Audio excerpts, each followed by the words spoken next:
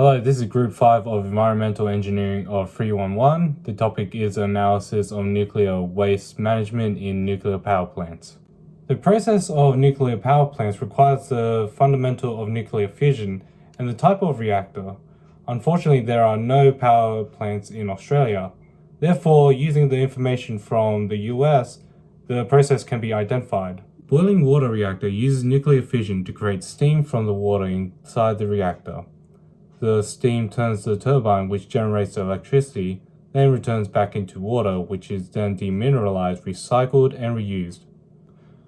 Pressurized water reactor heats water without producing steam due to the pressure. The heated water is used to evaporate clean water in the steam generator.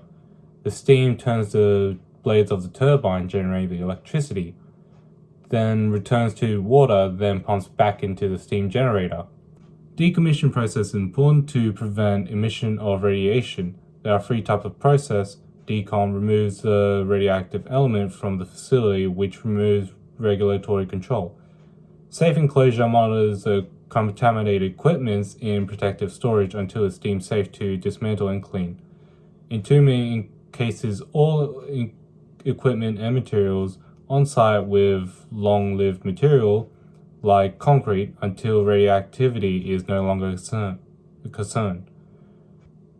During decommissioning, various waste streams are produced from nuclear power plants. Gas streams like krypton are usually short-lived and filtered before emission. Liquid streams are often intermediate level waste with either a short or long half-life. Solid waste streams can come in many forms such as wet or dry, with a wide range of radioactivity levels and half-life. In nuclear power plants, uranium is primarily used in the fuel cells to cause nuclear fusion. Other fuel cells can be plutonium or thorium. Other raw materials are moderators and coolants. Moderators can be water, heavy water, and among other things. Coolants can be water, heavy water, liquid carbon dioxide, or liquid sodium. In any process involving the emission of nuclear waste, significant levels of radiation can remain within the waste material. Hence, it is important that any nuclear waste is classified according to its specific level of radiation emitted. We can classify waste as one of three categories. Low-level wastes emit short-lived radiation and does not require protective shielding for transport purposes. These types of wastes can be taken from medicinal and/or industrial processes, as well as from nuclear fuel recycling applications. Intermediate level wastes, although emit higher level of radiation, do not require any subsurface containment. Byproducts such as chemical sludges and resins, as well as other radioactive materials, can be stored via concrete solidification methods to minimize their hazardous potential. High-level wastes, unlike low and intermediate classifications, emit significantly higher levels of radiation and heat and require both shielding and storage. For any operation, mitigation techniques exist to ensure that any waste produced can be dealt with appropriately without compromising the environment or the safety of workers on site. Nuclear waste is challenging, especially when dealing with intermediate or high-level materials, since these types cannot be directly destroyed.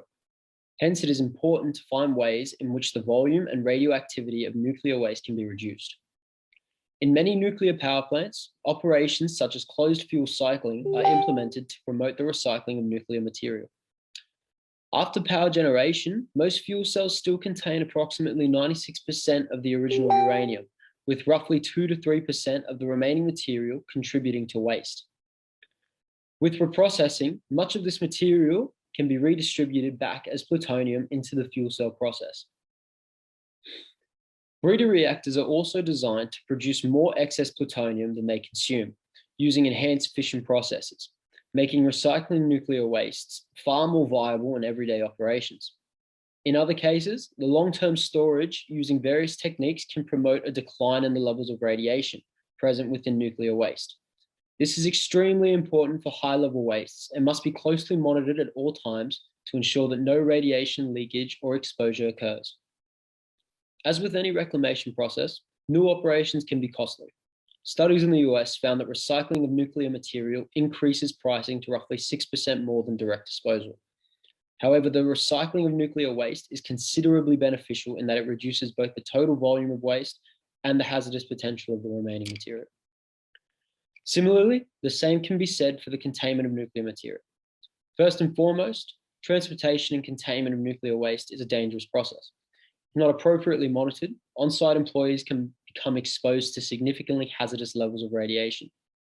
Furthermore, storage must take place in environmentally appropriate locations, away from highly populated regions.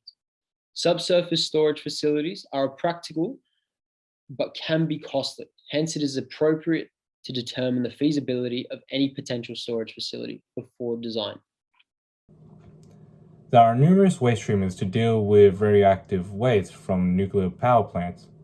It is worth noting that after waste treatment has been completed, the treated waste is usually stored for final disposal. Incineration is used for incinerating both radioactive and non-radioactive combustible solids.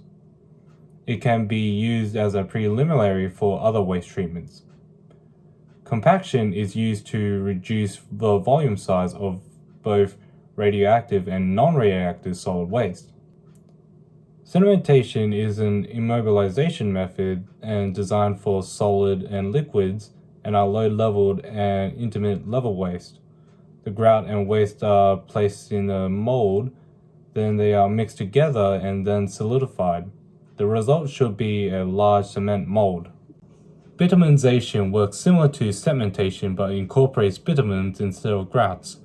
Bitumenization has a better immobilization ability than cementation, however it has a potential of a fire hazard. Synchron, abbreviation of synthetic rock, is a special type of waste treatment in Australia. It works very similar to cementation, but synrock can reduce the volume size and void size, making it easy to store and dispose of. Engineering encapsulation is used when the fuel is not planned to be reprocessed. Vitrification is a process usually for high-level waste and long-lived intermediate waste, where the radioactive waste is incorporated with molten borosilicate glass. The radioactive element bonds to the glass matrix, then poured into a steel container, where the mixture solidifies and stores to a repository. The most appropriate waste treatment methodology depends on the type of waste that is being treated, as nuclear waste consists of various states of waste with different half-lives and radioactivity. A method must incorporate different pathways for each type. The best methodology needs to reduce the volume of the waste and its hazard risk. After sorting, low and intermediate level waste will need to be incinerated and compacted, and then undergo the process of synchro before being placed into deep geological boreholes at depths of 5,000 meters. High-level waste should be reprocessed and recycled, as 96% of nuclear waste can be reused for energy. The remaining high-level waste should undergo vitrification and encapsulated so that it can be deposited in boreholes.